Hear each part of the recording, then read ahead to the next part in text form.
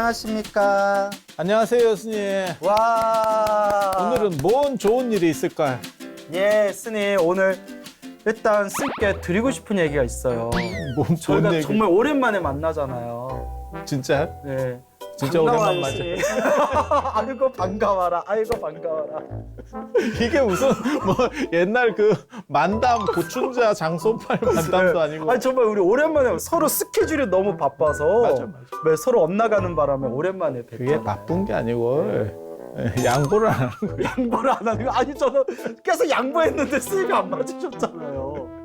어쨌거나 스님 뵈어서 너무 반갑고요. 자 스님 오늘의 주제가 있습니다. 어떤 게 있을까요? 절집의 군기문화. 와 그런 게 있어요? 모르겠어요. 그래?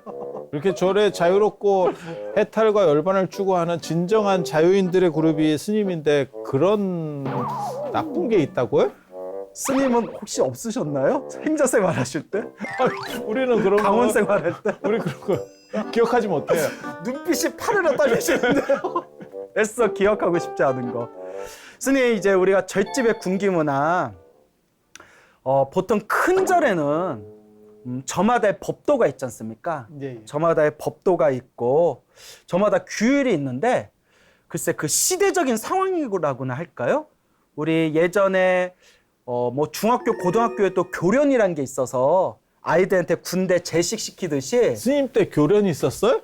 저희는 교과서로만 배웠습니다. 교련을. 아, 그래요? 교과서로만. 저는 교련 네. 그런 과목을 몰라요. 아 진짜요? 왜 모를까요? 우리 그런 세대 아니라니까. 어떻게 입만염이 이제 거짓말이 드셨어요? 스님 6.25 세대 아니에요? 6.25 세대? 하여튼 우리는 문민 네. 세대, 문민 정부. 90년생 자연 스님과 지금 대화를 나누고 있습니다.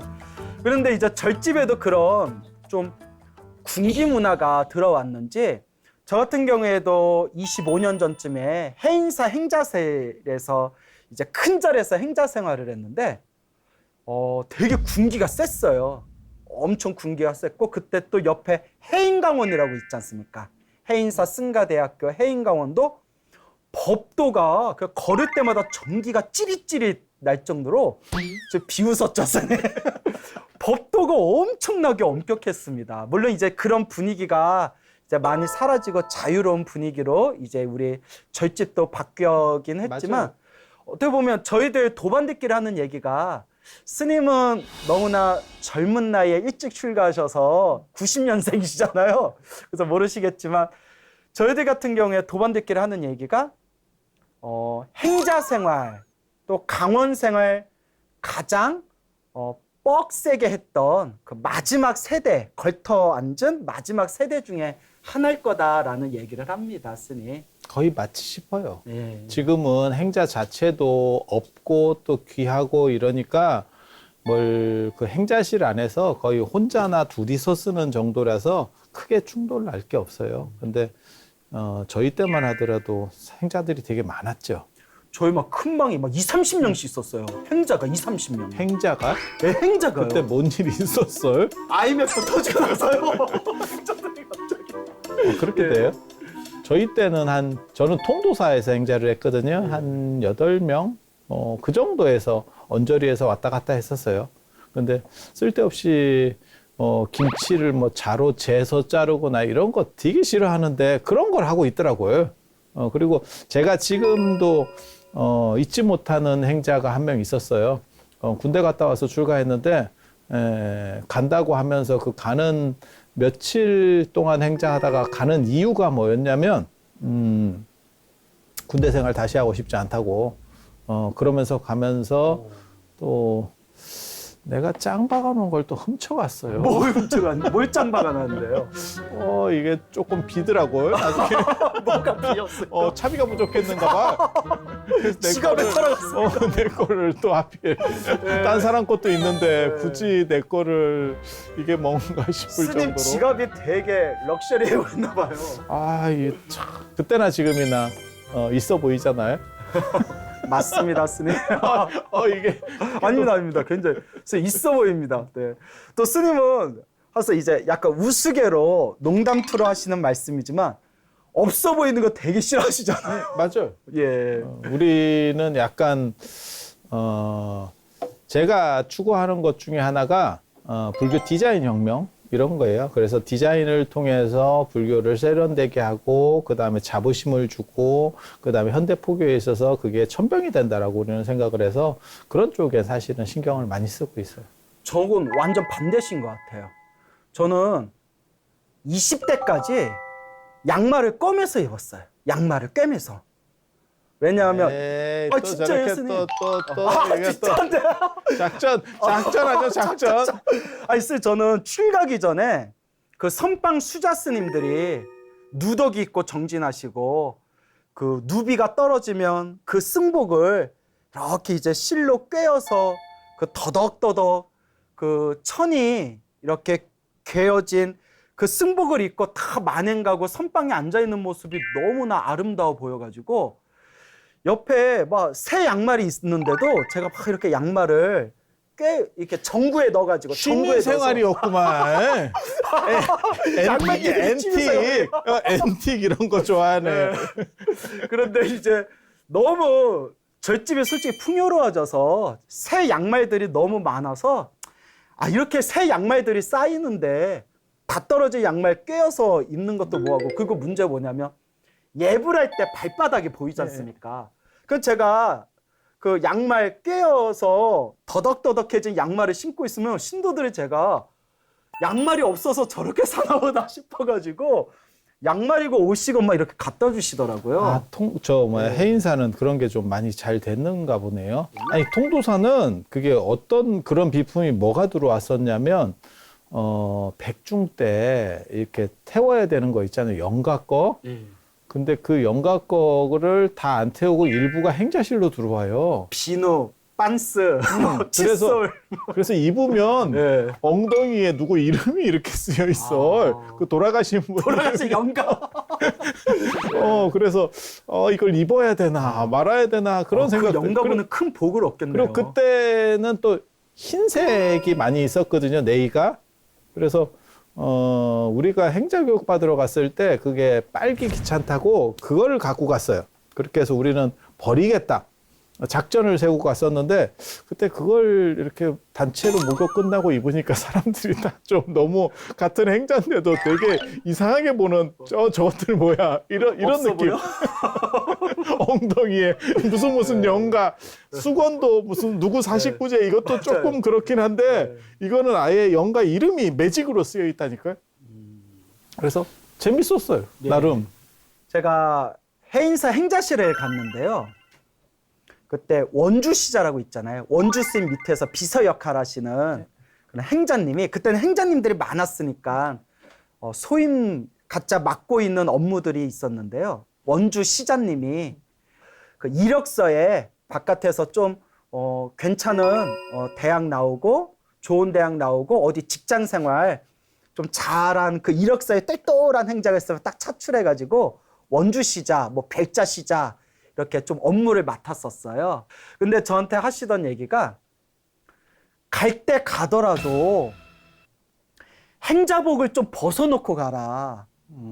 그게 무슨 얘기냐면 밤마다 도망갈 때 행자복을 입고 도망가니까 행자복이 너무 부족하다는 거예요. 그러니까 갈 때 가더라도 행자복을 놓고 가자. 근데 그 왜 도망가냐 했더니 저희가 해인사 행자실에 들어오면 머리 깎이지 않고 처음 3일 동안은 벽만 보고 앉혀요. 그냥 하루 종일. 밥 먹는 시간, 화장실 가는 시간, 잠자는 시간 빼고는 예불 시간 빼고는 하루 종일 벽만 보고 앉아 있어요. 그때 이제 마음을 좀 살펴보라는 뜻인 것 같아요. 정말 출가의 마음이 있냐. 그때 많은 숫자가 나가더라고요. 앉아 있으면서 여러 생각이 났는지. 그리고 3일 동안 벽 보고 면벽하고 가만히 앉아 있다가 3일이 지나면 3,000배를 시켰어요. 그래서 3,000배를 끝나면 딱 이렇게 행자들 딱 이렇게 양쪽에 앉아서 원주 스님이 들어오셔서 다 이렇게 삭발을 해주실 때 그때 행자들이 다 함께 합창을 하는 거예요. 옴 살바 모짜 모지 사다야 사바 이러면서 합창을 하는데 야 그때 막 눈물 흘리는 행자도 있었어요. 그리고 3,000배를 하고 나서 머리 깎고 행자 생활을 하는데 이제 여기서 문제가 생기는 거예요. 들어올 때 들어오더라도 나갈 때 마음대로 못 나간다. 나가려면 만배를 하고 나가야 된다. 1만 배 하고 나가야 된다. 그러니까 이미 나가려고 마음을 먹었는데 1만 배 해야 나간다 하니까. 그러니까 그때 야방도주하는 행자님들이 많았대요. 그래서 저도 행자 생활을 부끄러운데 딱 6개월을 했어요.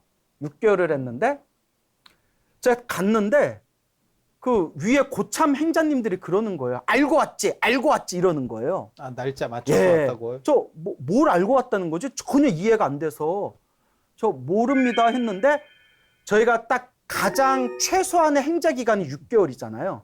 제가 애누리 없이 딱 6개월 딱 맞추고 행자 생활 마치고 계를 받았는데 고참 행자님들이 알고 왔지, 알고 왔지 이러는 거예요. 저 아니라고 했는데 나중에 저희 아버지 스님이 알고 날짜 딱 정해서 보내신 거더라고요. 그래서 그거를 그때, 그렇게 예. 하지 말고 스님, 예. 불연이 있어서 불연이 있어서. 우연히 그렇게 했는데 딱 예. 맞춘 걸로. 예. 그게 앞으로는 그렇게 써요. 스님은 계획이 있으시군요. 예. 그래서 이제 행자 생활 6개월 동안 하는데 행자들이 많았잖아요. 자고 일어나 보면 옆자리가 비어 있고 자고 일어나면 옆자리가 비어 있는 거예요. 다 그렇게 도망가시더라고요. 도망갔던 표현은 좀 죄송하고 인연이 안 맞았는지 밤에 이렇게 몰래 나가시더라고요. 스님이 싫은 거였었어요. 제가 스님 옆자리만 빚이에요. 근데 쌤 이거 비밀 아닌 비밀인데 제가 행자 생활 끝낼 때 다들 놀랬대요. 저는 끝까지 못할 줄 알았대요. 고문관이었거든요. 예. 그래서 저 개받았다 이제 행자 생활 마쳤다 했을 때 저 아시는 분들이 조금 못 버틸 줄 알았는데 버텼네. 좀 이런 얘기를 많이 그 정도 들었어요. 인원이면 치고받고 싸우고 그러지 않아요? 행자끼리도? 뭐 워낙 군기가 저희 행자 그 군기가 너무 세가지고 저는 어려서 그랬는지 감히 뭐 상행자한테 대든다는 생각을 못했어요. 예, 착했죠. 아, 그렇게. 예. 우리 이제 스님은 어떠셨어요? 난 6개월이다 이러면서 버틴 거야, 지금. 저 아무 생각 없이 살았던 것 같아요. 잘 몰라서. 스님은 어떠셨어요? 저는 뭐 행자 그렇게 사실은 뭐 그렇게 힘든지 잘 몰랐었어요. 그래요? 하니까 다들 잘해주더라고요. 야. 그래서 이렇게 살고 있었는데 제가 약간 이제 문화적 충격을 받은 거는 저를 108배를 하는데 그게 예불 시작하고 끝날 때 108배를 다 하거든요. 그런데 그냥 맨바닥에 나무바닥에다가 그것도 더럽게 빨리 해가지고 한 번 딱 했는데 물집이 잡힌 거예요. 방석 없는 상황에서 하니까 그게 너무 빨라서 그래요. 천천히 하면 별 문제는 없는데 진짜 5분도 안 걸린 것 같아요.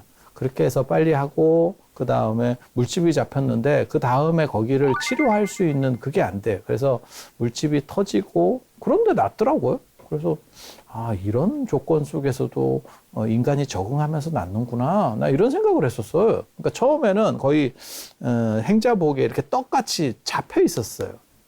그랬더니 나중에는 뭐 머리를 들으면 안 된다고 또 하도 그래가지고 그 통도사는 또 하필 그 승복 비슷한 걸 입고 오는 보살님들이 많아요. 그래서 머리를 못 들게 하니까 누가 스님인지를 볼 수가 없어. 그래서 계속 합장 인사를 승복만 보면 그냥 내려가고 올라올 때 보면 이게 또 낚였네. 할머니시구나. 이런 그런 일들도 있었고 뭐 그런데 재밌었었어요. 저는. 근데 제가 궁금한 게 있는데요. 스님은 또 불교 문화의 대가시지 않습니까? 왜 또 갑자기 여쭤보려고. 왠지 불안해. 아니에요. 진짜 순수하게 여쭤보려고요. 원래 우리 절집이 법도와 규율이 엄격한 건 사실이지만 사실 우리가 행자 생활할 때 느꼈던 이거 너무 불합리하고 어떻게 보면 물론 뭐 구타를 당한 적은 없었지만 사실 상당히 폭력적인 분위기도 있었고요. 이게 원래 절집이 그러질 않았는데 일제시대 때 일본의 어떤 그런 군부의 어떤 정신, 사무라이 정신 같은 그런 안 좋은 분위기가 절집에도 좀 스며들고 또 우리가 6.25 전쟁 이후로 군부 독재 이후로 좀 척박한 세월을 지내면서 절집에도 그런 안 좋은 군기 문화가 생긴 거다. 이런 얘기를 들었거든요.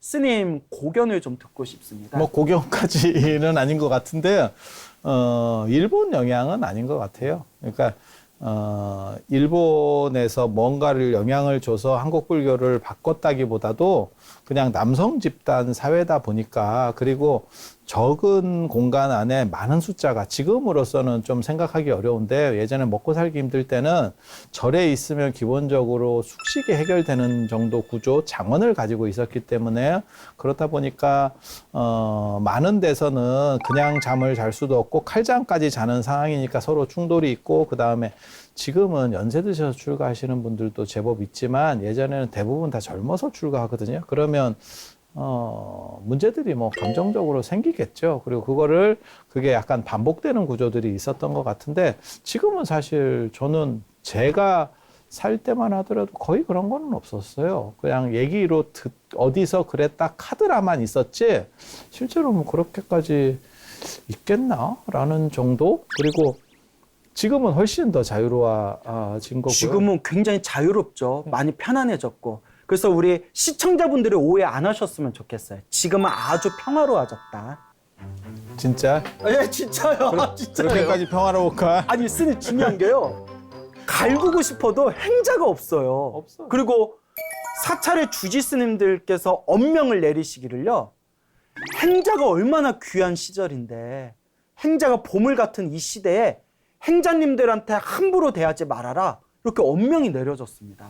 그리고 사람들 성향 자체가 그렇게 각박하지 않고, 그리고 다 자기가 바빠요. 지금 현대는. 그렇다 보니까 거기를 누구를 뭘 어떻게 하는지까지 세세하게 보는 시절도 아닌 것 같아요. 저 같은 경우가 본사에서 교무가 행자 교육도 시키는 거거든요. 그렇다 보니까 계속 행자들을 만나고, 월정산의 행자가 거의 안 끊치고 계속 있는 절이에요. 그게 출가학교나 뭐 이런 것들을 하기 때문에.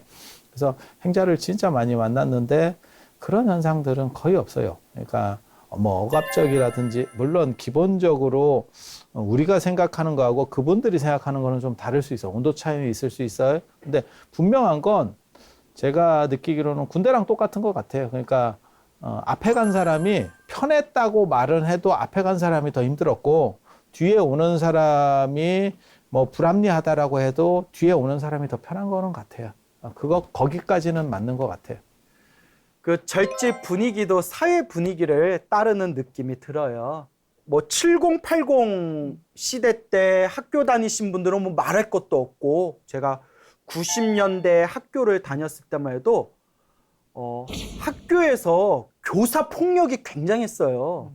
예, 그래서 90년대 학교 다닐 때도 학교 선생님들이 막 손찌검하고 막 그냥 애들 막 쥐업해도 집에서 선생님이 때렸다고 하면 뭐 90년대에 그랬다고? 예, 저희 땐 그랬어요. 그랬던 적이 있었고 80년대에 다닌 거 아니에요? 90년대 때도 예. 나이 속였지.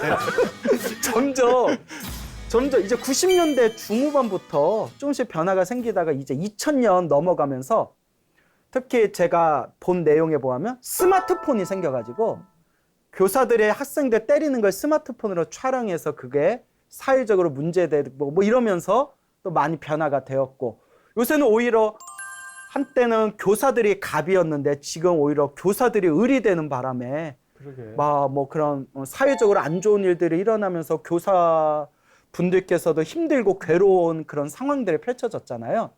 그런데 학교에서 폭력이 난무했을 때 그 시점에도 절집이 굉장히 빡빡했던 것 같아요. 말 그대로 절집 군기가 셌었고, 사회적으로도 이제 학교에서도 폭력이 많이 사라지고, 또 사회적으로도 굉장히 자유로운 분위기가 펼쳐지면서 절집도 행자님들이 줄어서 그런 건지 아니면 뭐 여러 가지 조건들이 결합돼서 그런지 몰라도 지금도 절집이 굉장히 좀 부드러워지고 자유로워진 감이 있지 않습니까?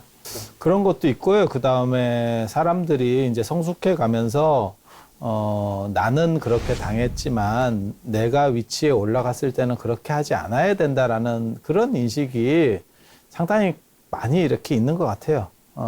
그게 학교도 진짜 그런 부분이 있고 대학도 그렇게 바뀌었어요, 사실. 그래서 뭐 촌지 문화나 이런 것도 저희가 활동할 때쯤 돼서는 그거를 저희가 거의 척결한 세대거든요. 그래서 그런 것들을 다 없애는 쪽으로, 그리고 이제 추세에 따라서 이제 김영란법 같은 것도 되는 거고, 그러니까 그게 혼자 바꿀 수 있는 문제는 아니고 공감대를 형성하는 몇 분만 딱 계시면 한 두어 명만 딱 이렇게 지지해버리면 그게 금방 사실은 무너져요. 왜냐하면 불합리성에서 근거에서 내려오던 어떤 권위주의였기 때문에. 그래서 그런 부분들은 스님 말씀이 맞는 것 같아요. 그래서 지금은 어떻게 보면 약간 학교에서 나타나는 것 같은 약간 그런 역전 현상도 벌써 나타나고 있어요. 그래서 재밌어. 합판이 상판한테 대든 거 말씀하신 겁니까? 그런 거 있어. 뭔가 좀 그런 거 있어. 그런 거. 야, 그런 내가 거 있어. 당할 뻔했다. 야, 뭐 약간 이런 분위기인 것 같은데요. 예. 그래서 저도 제가 꼰대가 돼가는지 약간 이런 걸 경험했어요. 한참 후배 스님인데 당연히 해야 할 일을 안 하고 그냥 무시해 버리더라고요. 그러니까 딱 드는 생각이 우리 때 안 그랬는데 이게 나오는 거예요. 얘네들 왜 이러지? 근데 그걸 지적하면 꼰대가 되는 거예요. 그렇죠. 그래서 지적을 못하고 이렇게 운기조식을 해야지. 속으로 염불 했어요. 관세음보살 속으로 염불 했는데 우리 때는 안 그랬는데 라는 생각이 들면서 나도 꼰대가 돼가나 하고 한번 웃었지만 정말 우리 때하고 분위기가 많이 달라졌구나. 벌써 많이 바뀌었어요. 예, 동감하시죠? 분위기가 확연하게 달라졌다. 근데 스님 또 행자 생활할 때 그 어떤 군기도 있지만 사실 행자 생활을 마치고 나서 우리가 강원에 들어갈 때 그때 한참 출가자가 많을 때는 각각의 본사의 강원으로 많이 들어갔지 않습니까? 네. 그 강원에서 1, 2, 3, 4학년 이제 우리가 치문반, 사집반, 그 다음에 이제 사교반, 대교반, 그래서 1, 2, 3, 4학년이 있는데 그때 우리가 강원에 가서 공부하는 과정을 거쳐가는 것도 군기가 엄청났지 않습니까? 저는 솔직히 강원을 나오지는 않았지만 우리 강원 나온 도반 스님이나 선후배 스님들 보면 와 진짜 징하게 고생한다라는 게 느껴질 정도로. 그래서 1학년이 가장 힘들고 2학년 때 조금 이제 숨통이 트이고 3학년, 4학년 때부터는 좀 편안하게 지내는, 그리고 보면 완전 군대 문화입니다. 2등병, 1병 때 좀 힘들고 상병 때 조금 편안해지고 병장 때 이제 망고 강산이지 않습니까? 그래서 강원들이 다 무너지고 학교에 다 잡히게 된 거예요. 지금 체제가. 그래서 학교는 사실 그런 식으로 하기가 쉽지가 않아요. 강원은 하루 종일 같이 생활하는 생활 공동체 같은 측면이 있고, 물론 밤마다 조금씩은 다르지만 같은 공간 안에서 움직여야 되는 필연성이 있는 거고, 학교는 수업 시간이라는 게 정해져서 지팔 지은들기 때문에 통제가 그렇게까지 안 돼요. 그러니까 기숙사에 묶어놔도 그냥 다 학교 가서 갔다가 나중에 오는 거라서 서로 볼 일이 별로 없어요. 그래서 그런 쪽으로 흐름이 넘어가게 되는 결정적인 게, 그러니까 저는 강원 문화를 긍정하는 사람이거든요. 그거는 500년 정도가 된 굉장히 유서 깊은 문화고, 근데 그거를 소수에 의해서 그 부분들이 약간 부정적이 돼서 지금같이 이렇게 몰락하는 거는 맞지 않는다고 생각을 해요. 그 부분을 잘 살려서 좋게 해야 되는데, 그런 부분들을 적실하게 못하는 바람에 결국은 학교 쪽으로 확 쏠리게 되고, 그 다음에 강원이 지금은 뭐 존폐 위기까지 지금 가는 좀 안타까운 상황들이 벌어지는 거죠. 그리고 지금이라도 그렇게 바꿔서 문화교육 중심으로 접근을 하면 좋은데, 노동 가치로 사람을 대하는 거는 칸트가 그 얘기를 하거든요. 사람을 목적으로 대해야지 수단으로 대하면 안 된다. 굉장히 있어 보이잖아요. 네, 항상 있어 보여요, 스님. 되게 흐뭇해하세요 지금.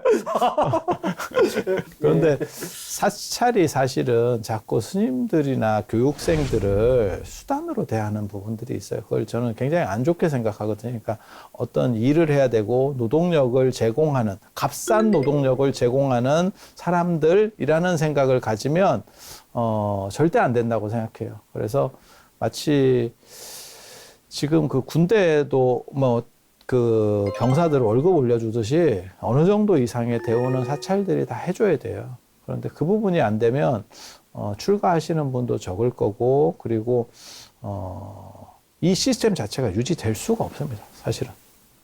제가 해인사에서 행자 생활을 하는데요. 이제 해인사 강원에 우리 스님들께서 학인 스님이라고 하죠. 강원의 학인 스님들이 엄청나게 큰 그 노란색 그 금속으로 된 그런 이제 밥통에 이제 바로 공양할 때 밥 드는 그 밥통에 모래를 쌓아놓고요. 모래. 그걸 주걱으로 이렇게 항상 푸는 연습을 하는 거예요. 주걱으로. 너무 유치하다. 그러니까 처음에는 근데 항상 그 주걱으로 퍼는 연습을 했어요. 주걱으로.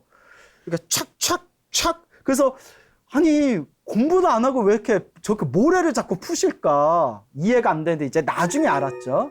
그게 우리가 바루 공양할 때 이제 어시바루, 밥바루에다가 공양을 떠드리잖아요. 딱 삼각형 마늘 모양으로 촥 이렇게 뜨는 걸 연습하던 거였어요. 그런 거 연습을 많이 하신 분이 나중에 이제 삼각김밥도 만들고 대박을 치는 거예요. 긍정적으로 보셔. 예, 그걸 좀 좋게 봐요. 좋게 보는데. 별로 정도하지 않은데. 좋게 봐요. 모래 푸는 거. 근데 이제 지금 어른들 중에서 지금 사실 강원 문화가 이제 다 아까 말씀드린 대로 종패 위기가 이를 정도로 무너졌지 않습니까? 가장 결정적인 건 출가자가 없으니까 강원에 들어갈 학인이 없는 거예요. 학인이 없는데 또 이제 상당히 또 많은 출가자가 또 이제 동국대학교나 중앙승가대학교로도 많이 가고 그러니까 그때 강원 문화가 좀 그립다라고 하시는 어른들이 계세요. 왜 그러냐면 지금 입장에서 보면 너무 빡빡한 생활이었지만 옷 하나하나 접는 거 그리고 밥 하나하나 뜨는 거 그리고 좌복 하나 방석이나 좌복 하나 옮기는 거 하나하나를 대중생활 수십 명의 스님들이 함께 생활하면서 윗반 선배 스님들이 하나하나 지적해주면서 그게 은은하게 그 승가에서 지켜야 할 예의 범절을 은은하게 몸으로 체득을 했는데 이제 그런 문화가 다 끊어지고 있다. 또 이렇게 안타까워하는 어른 스님 이야기도 들은 적이 그 있습니다. 문화가 그렇게 좋으면 지금도 그렇게 사시라고. 아니 어른 그거는 스님이신데. 향수에 향수. 예. 향수일 뿐이지 사실은 적응되기는 어려운 것 같고요.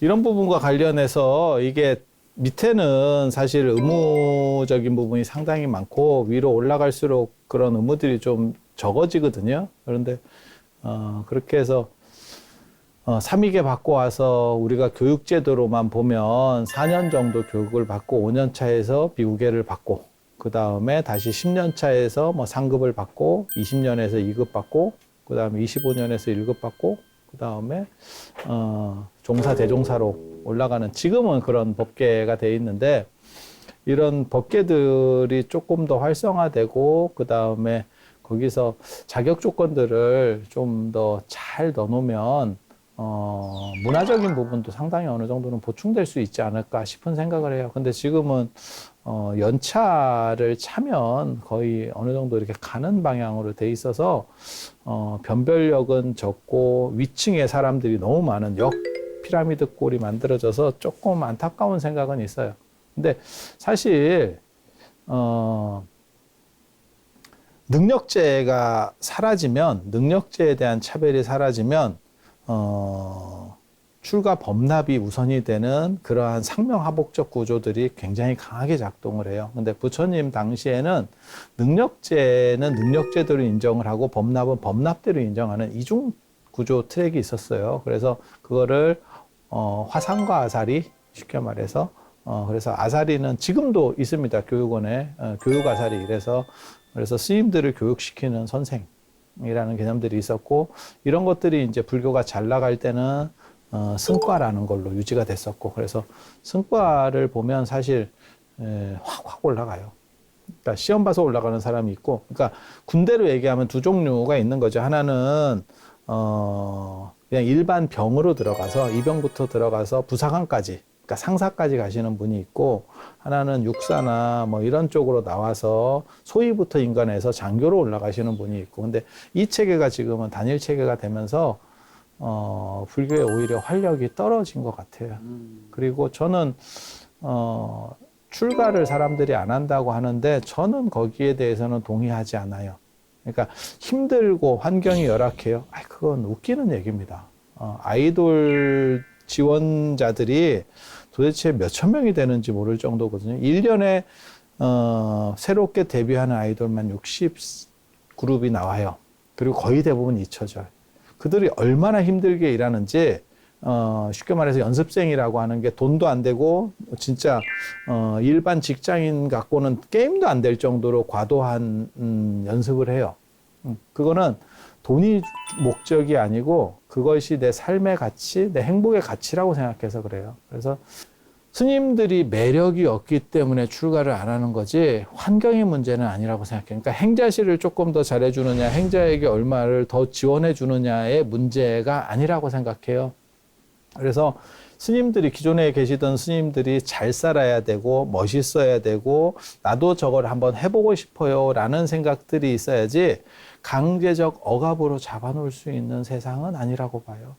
그리고 능력제라고 하는 부분도 어느 정도는 인정을 해줘야 되고, 그래서 예전에는 승직이라는 게 승직, 그래서 지위가 있어요. 지금도 있어요. 이게 지금 이렇게 올라가는 걸 법계제도라고 하는 거고, 고려시대 때나 이런 때도 이런 법계제도는 9단계로 있었어요. 그런 지위체계나 계통체계들도 존재하는 게 필요할 것 같아요. 그러면 군기문화나 이러한 그냥 단순 차등 문화하고 능력제하고 두 가지가 병행하면서 사실은 시너지를 효과를 줘요. 근데 지금은 이도저도 아닌 상황이 되면서 전체가 붕괴되는. 그래서 능력 있는 사람은 올라가기가 어렵고, 그래서 대부분 저도 행자실에 이렇게 행자 교육들을 하다 보면 뭘 느끼냐면 남아야 될 사람들이 가고 가야 될 사람이 남아요. 가장 안타까운 상황인데, 그게 이제 악화가 양화를 구축한다라고 하는 건데, 결국은 있는 사람이 상태 안 좋은 사람이 상태 좋은 사람을 내보내는 그런 문화들.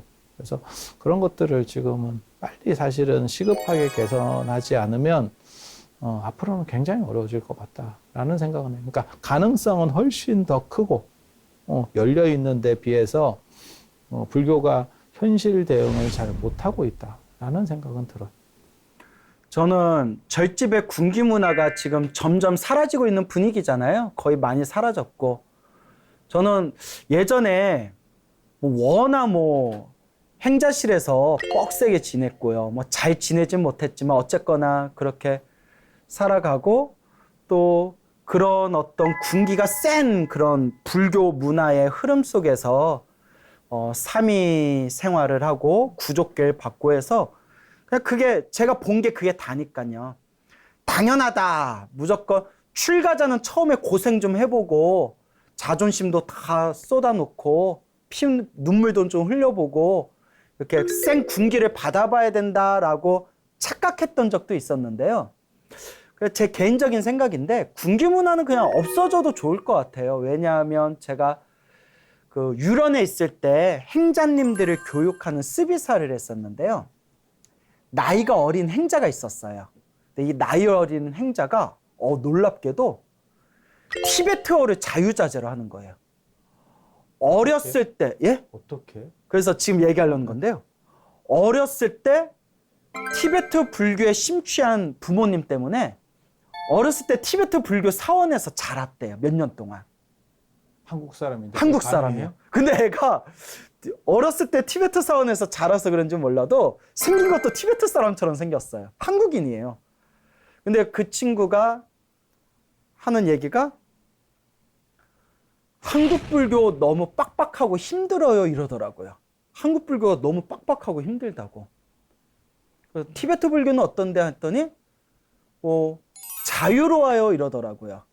그래서 그렇구나. 그때 우리 한국 불교가 좀 너무 빡빡한 편인가 했는데, 실제로 티베트 불교 남인도 다람살라나 티베트 불교 유학 갔다 오신 스님들이나, 그리고 또 미얀마에서 태국에서 또 수행 생활하면서 그쪽 남방불교에서 몇 년 동안 유학하고 오신 스님이나 이런 스님들 얘기를 들어보니까 거기는 딱 자기 할 일 하고 자기 공부하고 굉장히 조금 분위기가 좀 부드러운 분위기래요.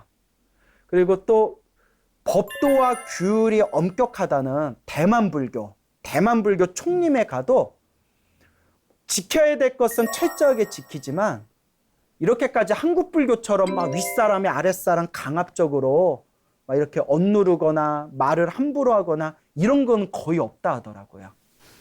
사실 저 같은 경우는 누구 윗사람이나 이런 사람한테 크게 억압적인 걸 거의 안 당했어요. 당할 것 같지 않아서 안 했나? 키가 크고 눈썹이 시커매서 안 건드렸나 봐요. 그랬나? 근데 스님 이게 있어요. 저도 이제 유런에서 스비스 하면서 행자님들 많이 상담하고 했잖아요.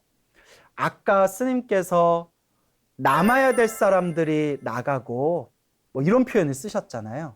그 진짜 안타까운 일이에요. 나가야 될 사람들이 나갔던 많은 이유 중에 하나가 좀 절집에 좀 강한 분위기 때문에 실망해서 나간 분들이 많거든요. 그래서 저도 딱 6개월만 하고 저도 크게 강압적으로 억눌렸다라고 생각을 안 하는데 여러 사람들 얘기 들어보고 이런저런 것들을 보고 들으니까 제가 말하고 싶은 거는 이런 절집의 군기 문화는 사실 사라져도 좋을 것 같다. 오히려 창의적으로 능력을 더 발휘시키고 스님이 금방 아주 좋은 말씀, 마음에 딱 와닿는 말씀을 했는데 스님들이 저렇게 멋지고 자유롭게 사는구나. 저렇게 수행 열심히 하고 공부 열심히 하는구나. 멋진 분들이구나 라는 걸 보여줘야 사람들도 출가의 마음을 내잖아요.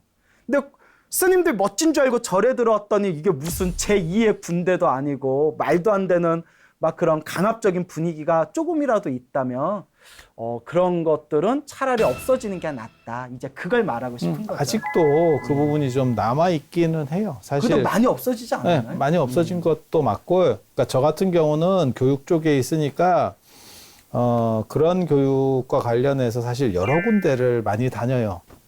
그래서 강원도 알고 유런도 알고 다 교육자로서 다녀보거든요.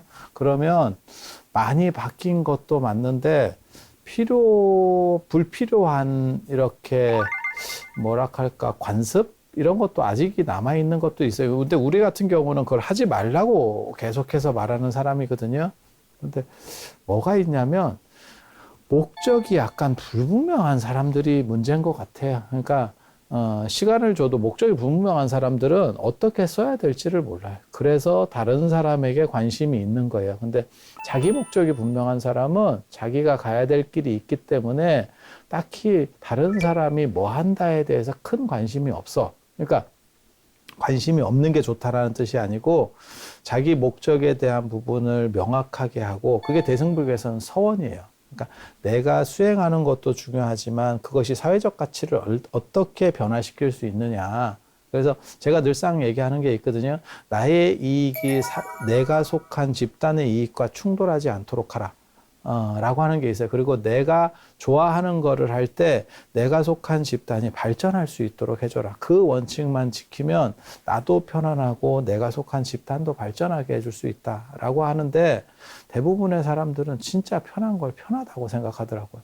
근데 그렇게까지 가는 거는 올바르지 않은 것 같고, 자기의 목적과 그 다음에 불교의 출가 이유에 대해서 언제나 생각하면서 사실은, 다른 사람에 대한 배려나 존중들이 조금 더 녹아 있으면 불교는 앞으로도 더 발전할 가능성 여지가 저는 실제로도 있다라고 생각해요. 자, 그래서 스님, 이제 시간이 다 됐는데, 그러면 사찰의 군기 문화, 딱 이제 몇 마디로 깔끔하게 정리를 해주신다면요?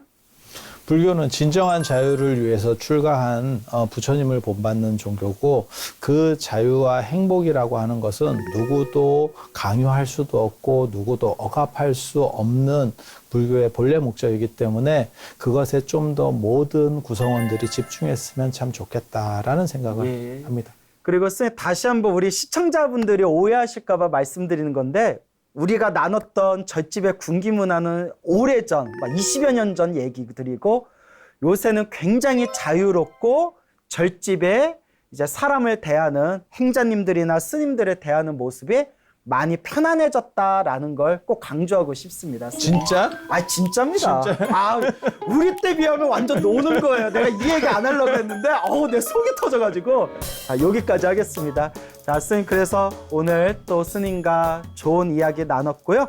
앞으로 우리 한국 불교의 미래를 위해서 우리 스님께서 더 열심히 교육불사에 집중하셨으면 하는 또한 축원의 말씀을 올립니다. 스님. 나만 열심히 하라고? 저도 지쳤어요.